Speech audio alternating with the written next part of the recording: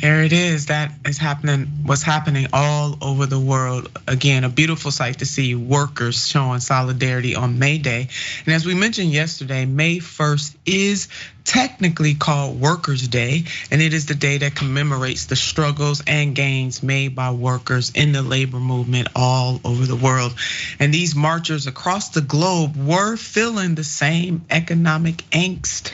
A people squeezed by inflation and demanding economic justice took to the streets across Asia, Europe, and the Americas on Monday to mark May Day in an outpouring of worker discontent not seen since before the worldwide COVID-19 lockdowns. And this is coming from combined sources and people's worlds. Now, France alone, and in France, they are doing the daggone thing. France alone drew 1 million marchers. Shout out to you, France, for holding it down as the nation continues to protest President Emmanuel Macron's decision to raise the retirement age from 62 to 64.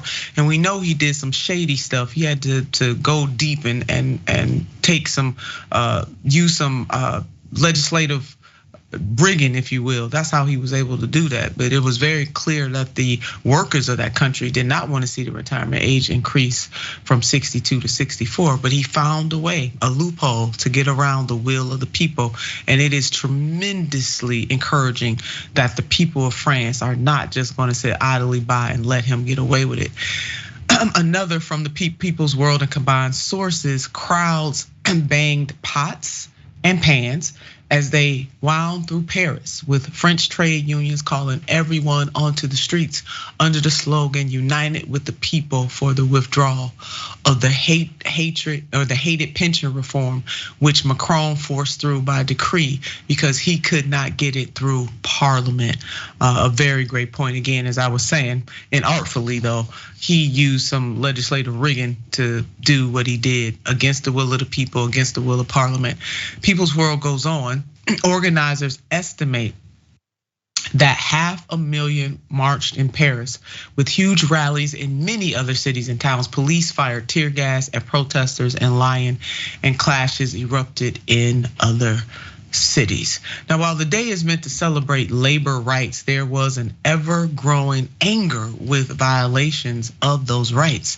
Protests in Germany kicked off with a Take Back the Night rally organized by feminist and queer groups on the eve of May Day to protest against violence directed at women and LGBTQ plus people. Italy's neo-fascist premier, Giorgia Meloni, made a point to intentionally snub the country's labor movement by working on Monday, as her cabinet passed measures on that it claims demonstrates their boss's concerns for workers. A whole bunch of BS. In other places, May Day rallies highlighted galloping inflation and the need to raise pay. Over 70 May Day demos took place in Spain, with unions warning of social conflict if pay isn't raised to match inflation. Very important. So Bennie, just jump on in here right now. I mean, it's really good to see workers come together all across the globe. We are all in this together. One of my favorite quotes from the Reverend Dr. Martin Luther King Jr. when he said, "What affects one directly affects us all indirectly." Really, May Day is a reflection of that.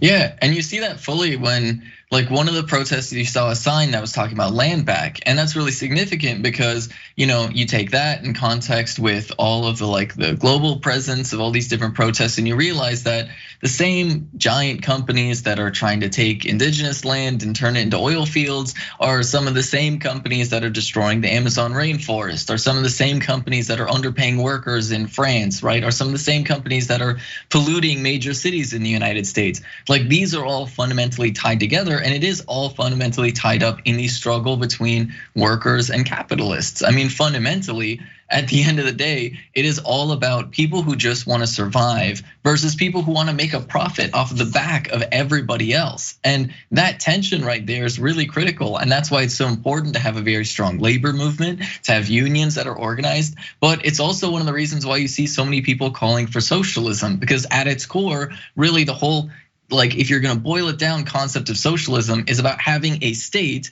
that is adversarial to capitalists to the benefit of workers, as opposed to what we have now, where unfortunately we have a lot of governments that are adversarial to workers in support of the capitalists, where they care about GDP, they don't necessarily care about whether or not people have housing or food or healthcare and things like that. And so really it is just people around the world demanding a global shift to the dynamic that has unfortunately shaped the global economy for like the past 100, 200 years.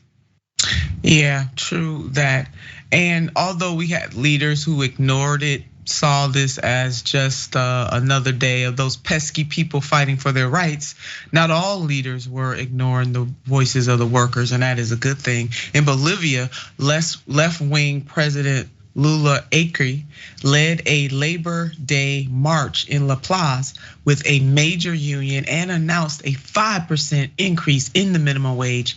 Acre said his government is strong because the unions are strong. Amen to that, Mr. President. And in Brazil, the focus was not only on traditional labor unions, but also on part-time workers and those in the informal sector, with the government of President Lula, go ahead, President Lula, announcing a work group on proposals to regulate the sector after the president recently described those workers as almost like slaves. Again, President Lula is really changing the dynamic in that country. And these protests also come at a time when the right to collective bargaining has remained stagnant over the last 5 years in the United States of America. And we see 9-year trend right to work collective bargaining all over, and it is very much stagnant. So again, a beautiful, beautiful thing to see. And I would say, Benny, we have so much more work to do. A democratic kind of socialism is something that the Sanders campaign was pushing for. What is democratic socialism? It is about the social contract that we have one to another, and really elevating and making sure that we truly do have a government of the people, by the people, and for the people. But right now, it doesn't just seem that way. It is very clear that we have the corporate states of America in our country. And quite frankly, those powers that are in control in the United States of America is the same forces that are in control worldwide. Yeah, most definitely. And it's just the unfortunate reality that because a lot of these companies have grown far beyond the scope and scale of individual countries, where you have countries that are struggling to put regulations on businesses because these businesses are so huge. They have budgets that are higher than some of the entire GDP of these countries, where this is why it's so important that it is a recognition of this is a global struggle, right? This connects the issues of working class folks within the United States. It connects different issues of race and racism, sexism, all of these things are tied in. And same thing with the workers in any other country that are struggling with these same exact problems. Because whether it be the division along national boundaries or division along race or sex or gender identity, all of these things fundamentally are divisions within the working class, where we need to build a comprehensive unity, not an erasure of people's identities, a productive and cooperative unity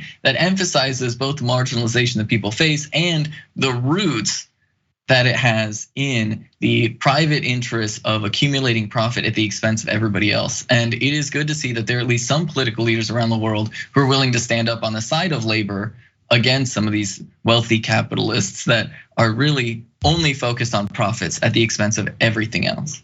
And the key word is profit at the expense of everything and everybody else. Because, look, I'm not against anybody making a profit, but as I often say, if your profit causes other people's pain, if your profit destroys the environment, that's not profit at that time. That's just unfettered greed. And you don't give a damn about your workers and the people that help you make that profit. And that is not right. And we've had many presidents. I mean, even FDR had a quote about necessitous men, the point that if somebody or a group of people are constantly in need, that is not a good environment to be in. And so we got a lot of work to do in this country and all across the world. Yes, collective solidarity to ensure that people have exactly what they need. And the corrupting forces of these powers is quite staggering. However, people power all day long, baby. All globe long, all day long. So big ups to the people and the workers who are out there on May Day. And you know what? Every day is Workers' Day. Hello, somebody on that.